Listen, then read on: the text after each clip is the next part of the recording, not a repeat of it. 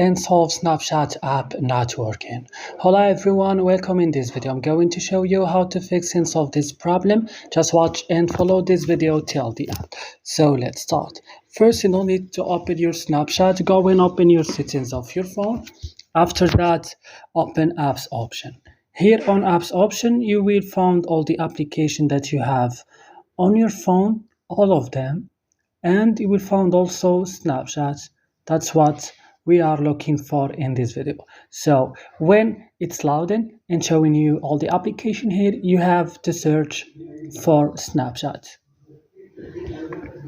Open Snapchat right now and scroll down to storage option and click on clear cache, and back click on force stop, click OK, and then go directly to your Play Store and update your Snap on the last version.